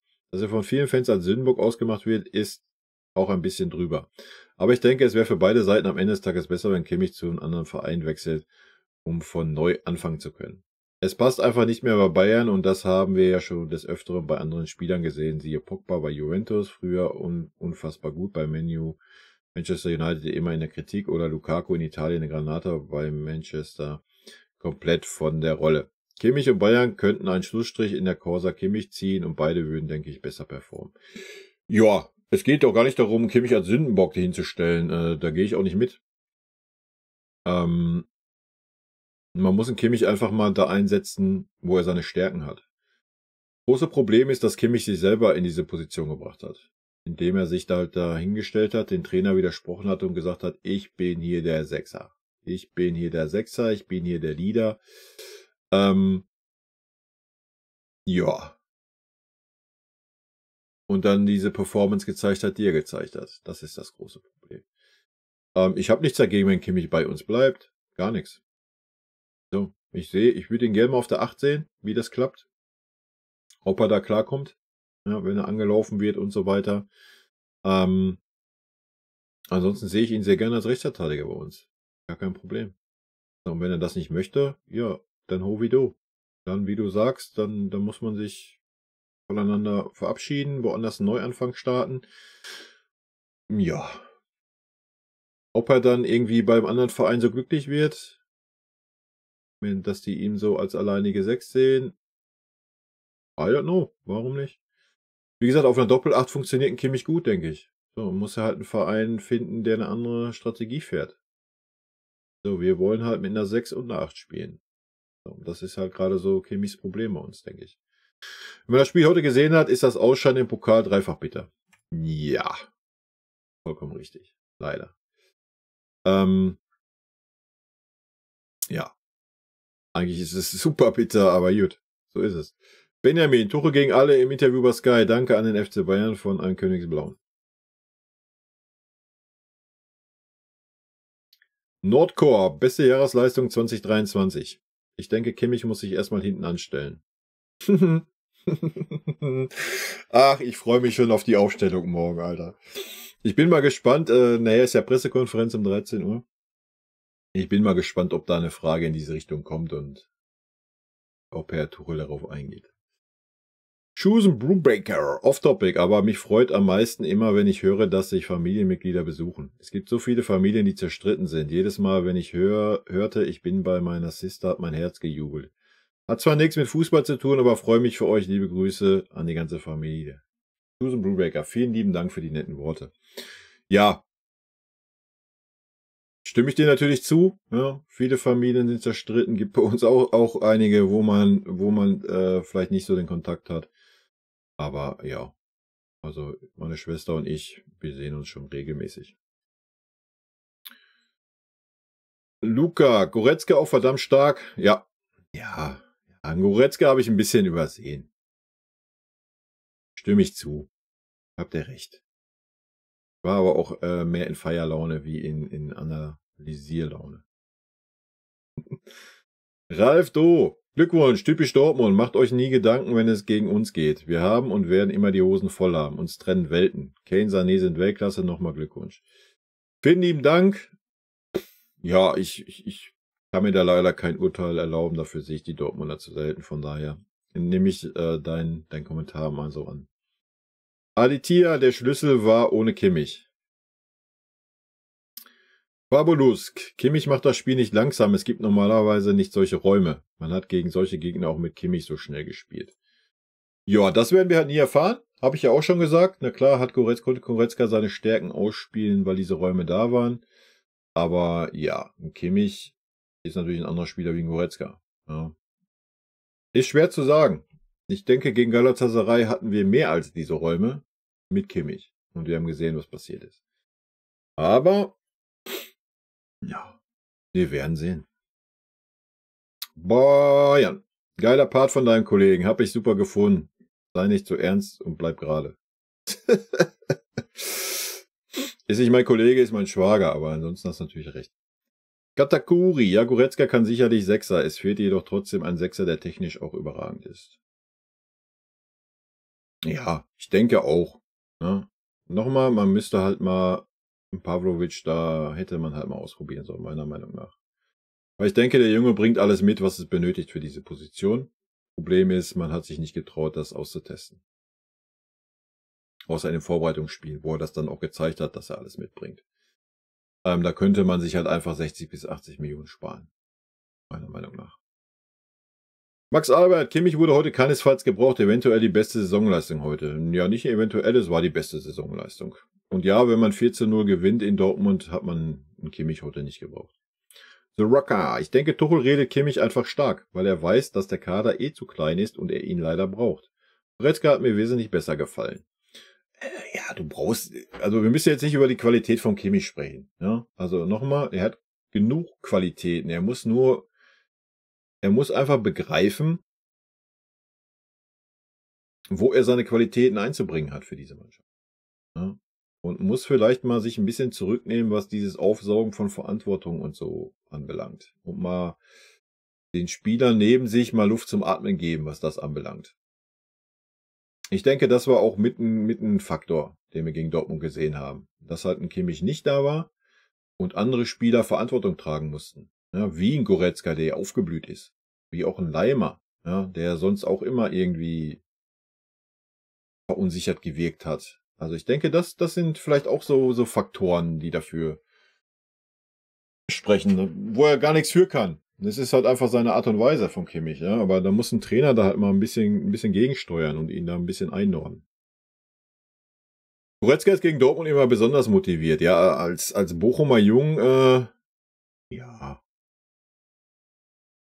Blackjack, super Zusammenfassung. Ich danke dir. GB, ich fand Sané zu eigensinnig in 2-3 Szenen, egal, 14 gewonnen.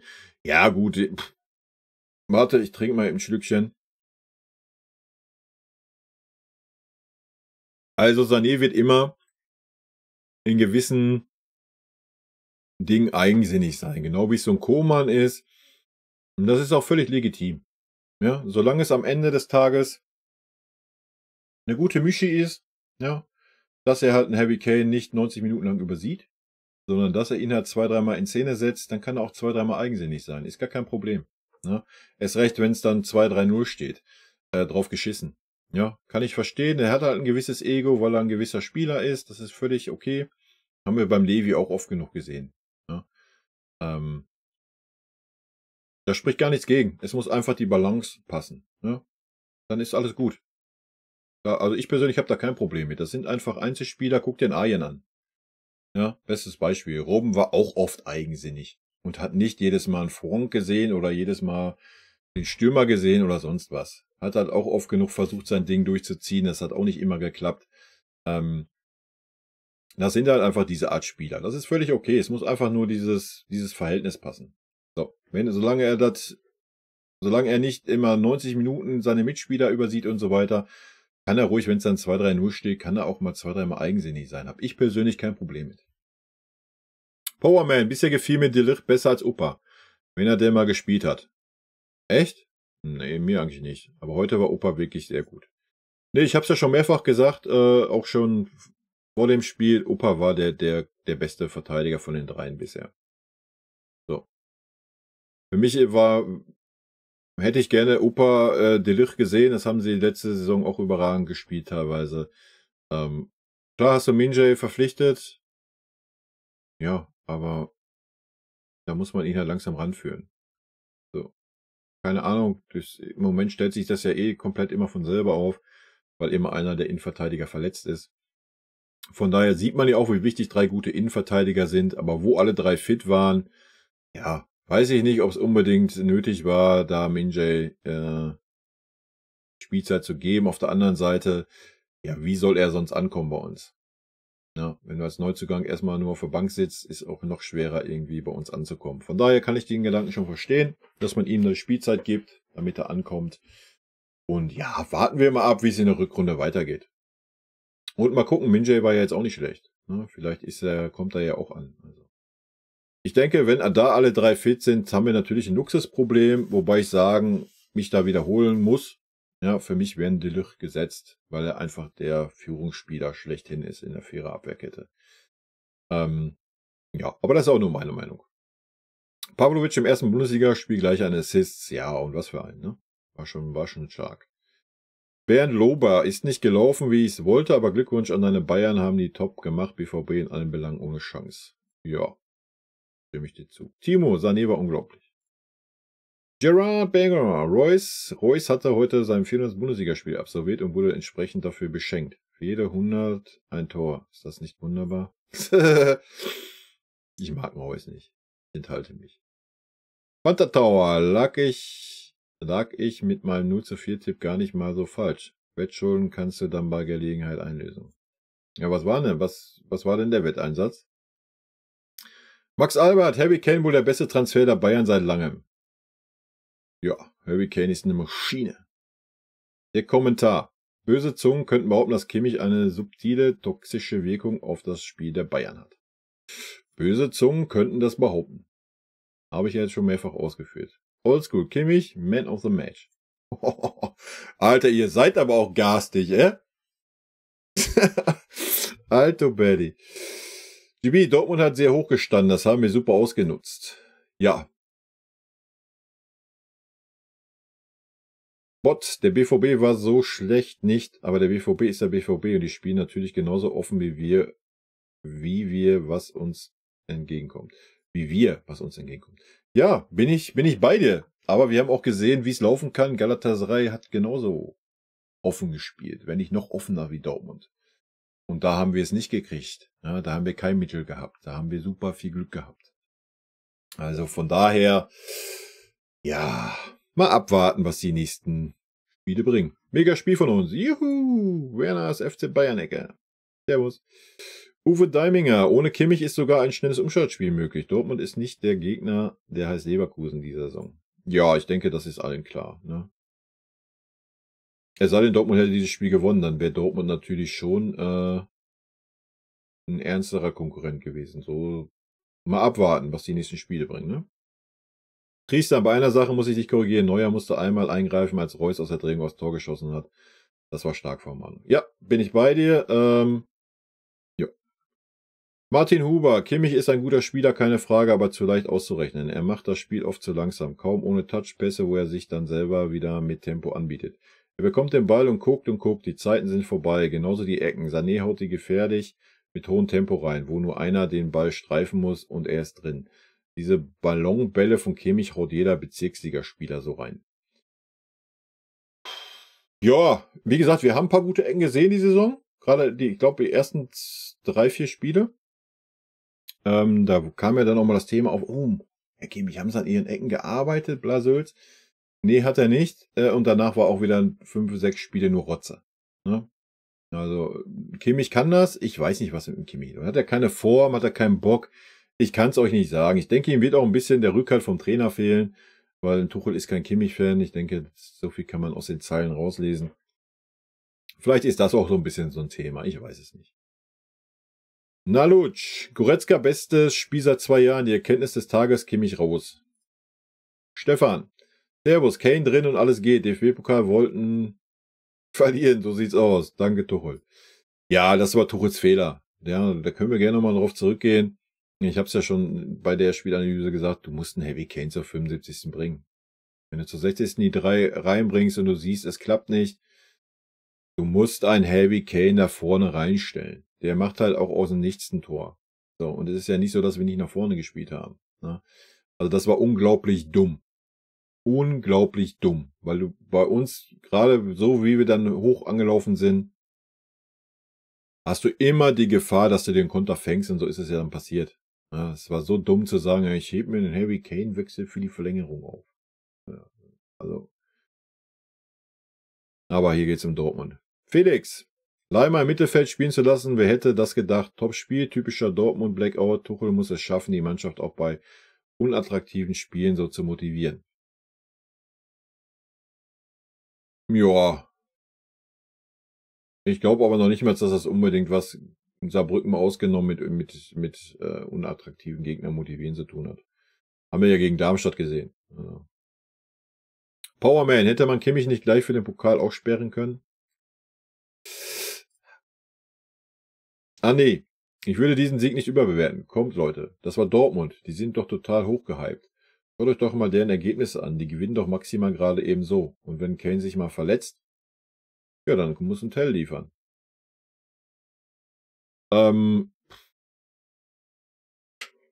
Nee, fühle ich nicht. Also wenn man 4-0 in Dortmund gewinnt, denke ich nicht, dass das zu überbewertet ist. Da kann man sich mal freuen, das kann man mal loben.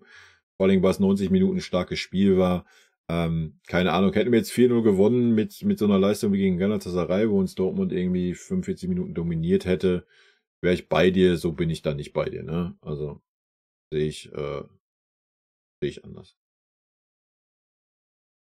Kashtira, Kimi, ein guter Spieler, keine Frage, aber kein Sechser. Keiner braucht Egoisten im Team wie Kimi, der denkt, dass er alles spielen kann und Fakt ist auch 1, ohne ihn spielt Bayern definitiv. Ach so, Fakt ist auch 1, ohne ihn spielt Bayern definitiv besser.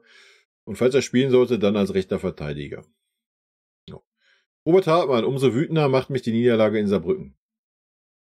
Naja, müssen wir jetzt auch abhaken. Die mussten die Spieler abhaken und wir müssen das auch abhaken. Klar, es ist super schade.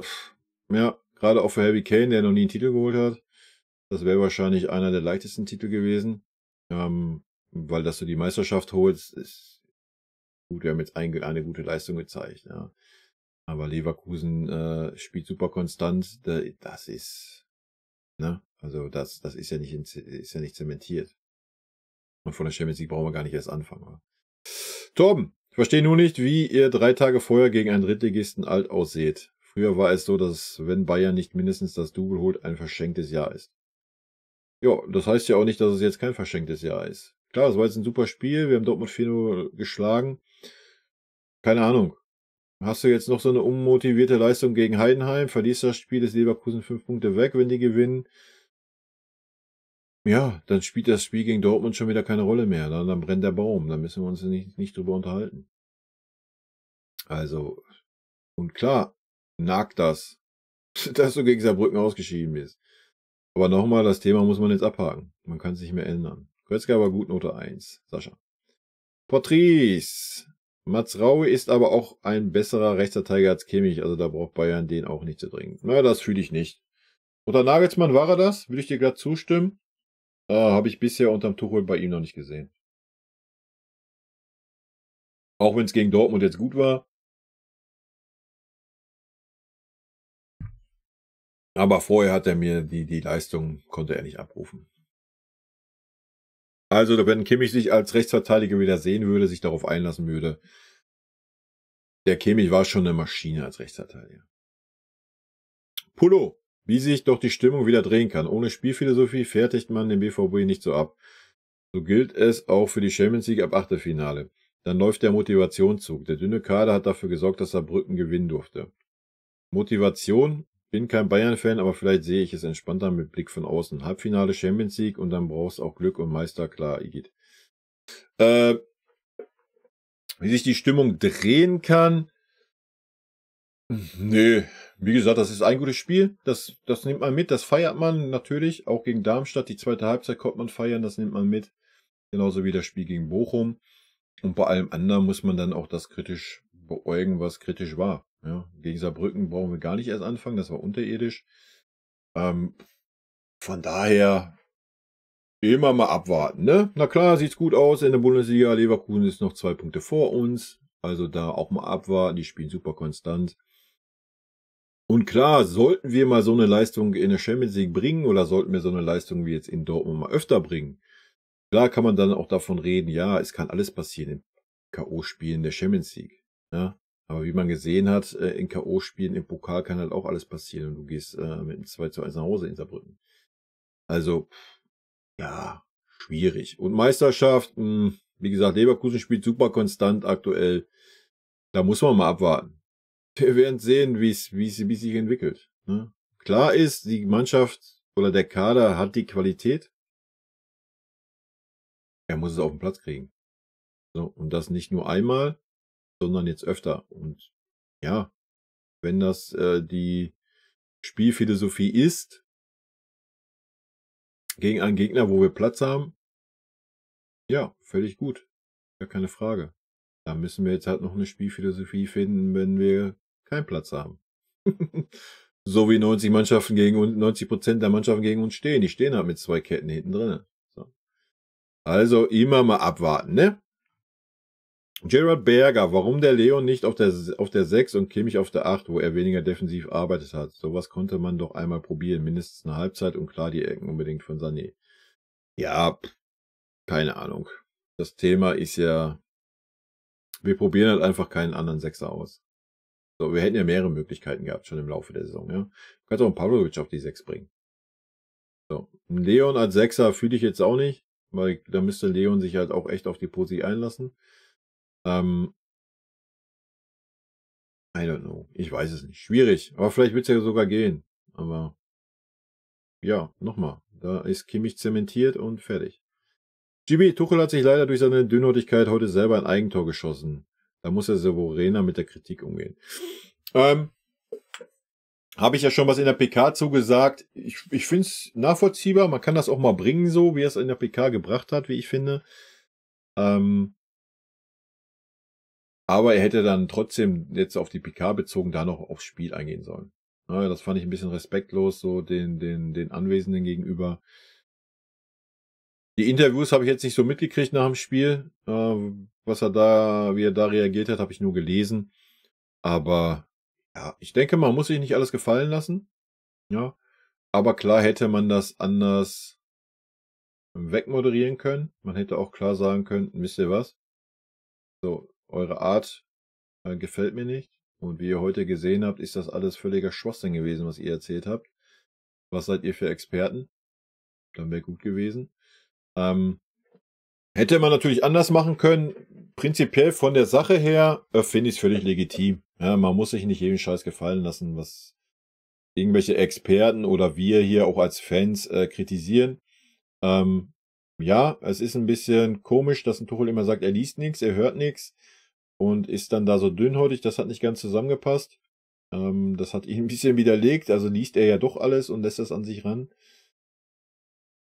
Wenn du Trainer des FC Bayern bist, das ist genauso, wenn du Trainer der Nationalmannschaft bist, musst du einfach damit leben, dass 20 Millionen Menschen einfach eine Meinung haben und die kommunizieren. So, und in der heutigen Zeit hast du halt überall irgendeinen Experten hocken und jeder hat seine Meinung und kommuniziert die und da musst du einfach mit leben. Ja? Und na klar wäre es der smartere Move gewesen, den da richtig einen reinzudrücken und das mit einem Lächeln abzumoderieren. Wie ich es gerade schon sagte, jemand sagt, habt ihr analysiert? Gerade 4-0 ganz überragend in Dortmund gewonnen. So mehr hätte er gar nicht sagen brauchen. Also von daher. Aber ja. Barat. Bayern hat verdient gewonnen und das sage ich als Dortmund-Fan. Bayern, finde ich, ist mit Leimer und Goretzka besser als mit Kimmich. Aber auch muss man gestehen, dass Dortmund nicht auf dem Platz war, technisch und läuferisch. Das machte es Bayern noch viel leichter. Ich finde auch, dass mehr als die 3 eine 1 verdient hatten. Gerade Goretzka war Hammer und das noch nicht. Und das noch mit Schiene. Er gehört in die Startelf. Der Goretzka ist ja eigentlich auch in der Startelf mittlerweile. Ja, zu allem anderen erstmal danke. Habe ich schon mehr als genug gesagt. Gimba, ja, hundertprozentig richtig. Wann bleibt Kimmich endlich mal draußen? Zerstört unser Spiel. Schwierig. Danke, Kimmich. Danke, dass du nicht dabei warst. Christian Loch. Nach 80 Minuten sind die Uhu-Fans nach Hause gegangen. Keine Ahnung. Nichts zu sagen, habe ich nicht auf dem Schirm gehabt. Pixie Goodman, Kimmich nicht dabei und es läuft wie beim 18-0. Da spielen sie auch erst gut, als Kimmich weg war. Sehr auffällig. Ja, ist schon ein bisschen auffällig. Mir ist an mir, du kapierst es nicht, oder? Harry Kane hat im rechten Oberschenkel Schmerzen und Thomas wollte nur Risiko angehen.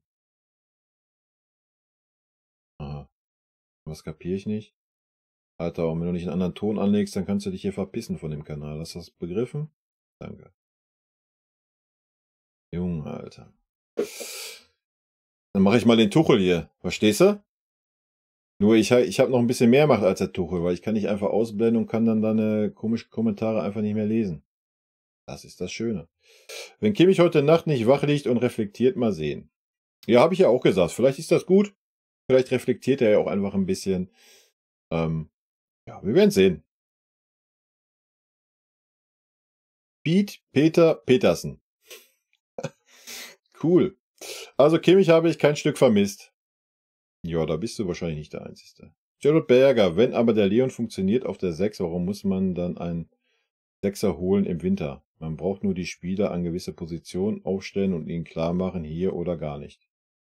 Ja, aber das könnte ja man mit dem Kimmich genauso machen. Und ja, ich bin bei dir, dass man dann nicht unbedingt einen 6er braucht, weil es ja auch noch einen Pavlovic gibt. Also, ja. Aber keine Ahnung. Wir haben natürlich jetzt nicht diesen super technisch starken Thiago Sechser oder sowas. Und wenn das Tuchel sein System ist, ja, dann musst du halt jemanden holen. Besser für als gegen den Trainer, sonst hätte man die Saison abgeben können. Stimme ich dir zu?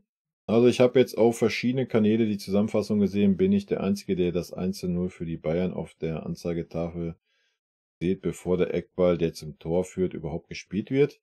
Schaut euch die Szene an. War das eine Prophezeiung? Echt? Keine Ahnung, habe ich nicht drauf geachtet, ey. Ist ja wild. Ja, vielleicht hatte der Mann an der Anzeigetafel einen schnellen Finger. Box Hans, wenn es gegen Dortmund ein Statement für den Trainer war, muss es auch gegen Saarbrücken 1 gegen ihn gewesen sein, nicht wahr? Die Bayern und ihr Fanumfeld werden ja immer arroganter, das war in alten Zeiten nicht so. Aha. Wo ist denn das Fanumfeld arroganter? Klär mich mal auf. Wenn es gegen Dortmund ein Statement für den Trainer war, muss es auch gegen Saarbrücken 1 gegen ihn gewesen sein, nicht wahr? Wenn es gegen Saarbrücken ein Statement gegen den Trainer gewesen wäre, dann wäre das Spiel in Dortmund halt auch ein Statement gegen ihn gewesen, weil dann wären Tuchel sehr, sehr schnell wahrscheinlich von dannen gezogen worden. Also, nee. Ja, gegen Saarbrücken war es einfach ein mannschaftliches Totalversagen. Ja, anders kannst du das nicht nennen. Und nochmal, mal hat man schlechte Tagesform, man war vielleicht nicht so motiviert, hat den Gegner nicht so ernst genommen, wie auch immer. Da können viele Faktoren mit reingespielt haben. Aber wenn das ein Statement gegen den Trainer gewesen wäre, wenn da irgendwas dran wäre, dass die Kabine gegen den Trainer wäre es das Einfachste gewesen zu sagen, wisst ihr was, komm, wir geben nur Halbgas gegen Dortmund, verlieren irgendwie hier 2, 3-1, 4-1. Ja, dann wäre es für Tuchel schon dünn gewesen. Also, nee, fühle ich nicht, diese Aussage.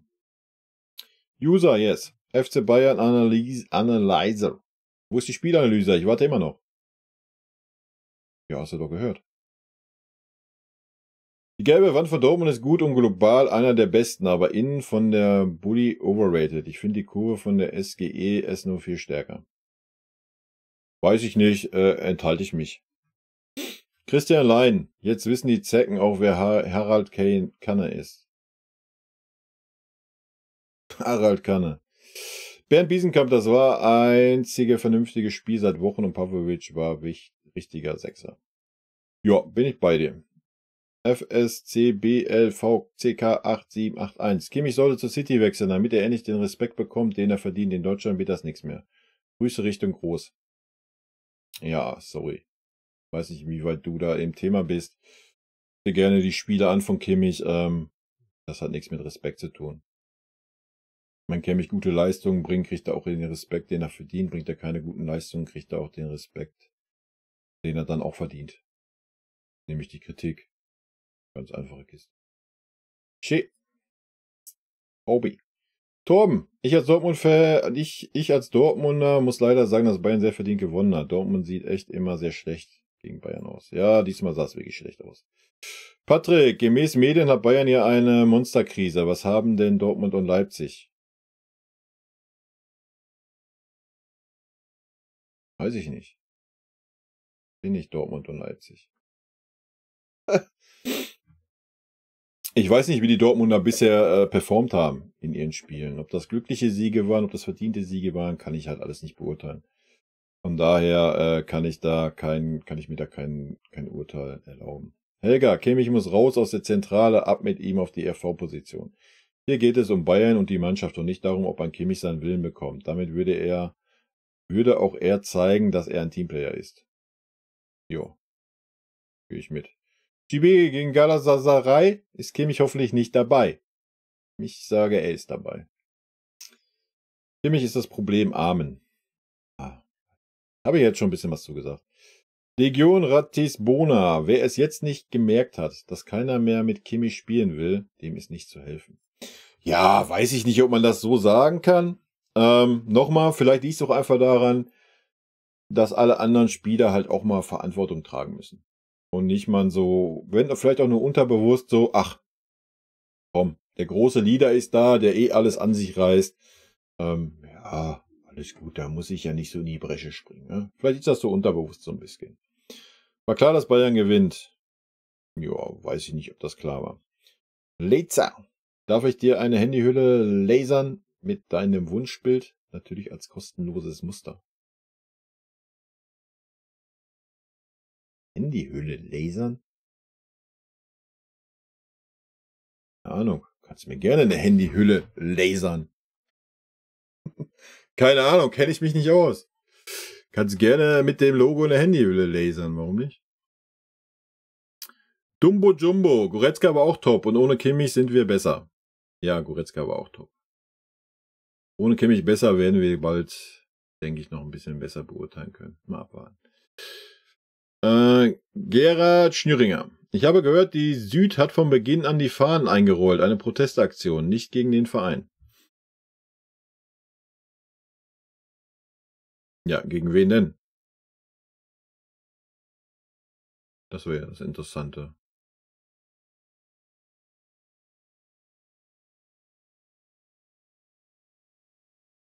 Aber gut. Wenn das so ist, ist das so, ne?